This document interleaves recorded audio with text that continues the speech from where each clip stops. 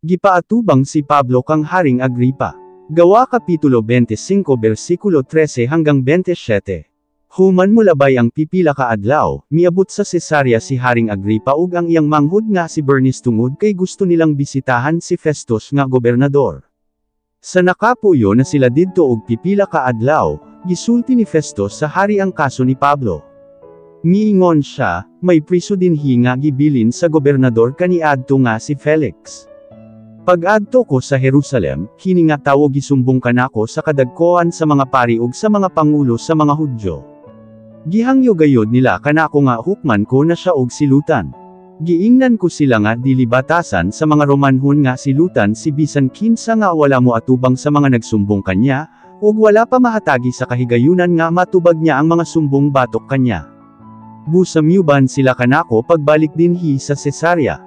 Wala ako mag-usik og panahon, sa pagkasunod nga adlaw milingkod ako sa hukmanan ug gipatawag ko kining tawhana.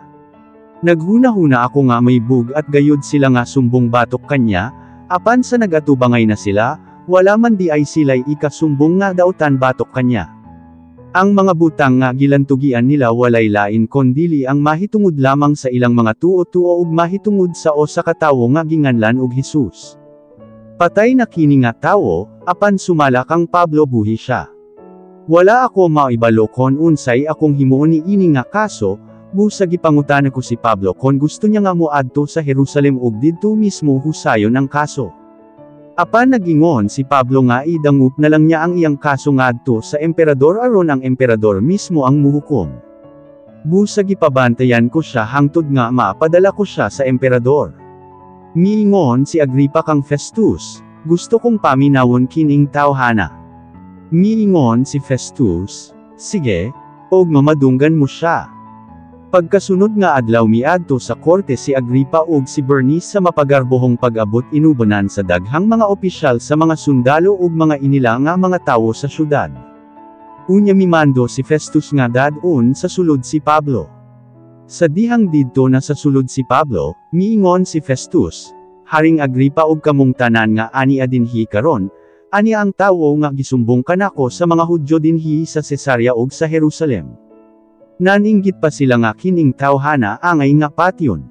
Apan sumala sa akong pagsusi wala gayud ako'y nakitang hinungdan aron hukman siya og kamatayon. Ug tungod kay siya midangup sa emperador, mihukom ako nga ipadala siya sa emperador. Apan wala gayud ako'y ikasulat ngadto sa emperador nga igong hinungdan kon nga nung ipadala ko siya didto.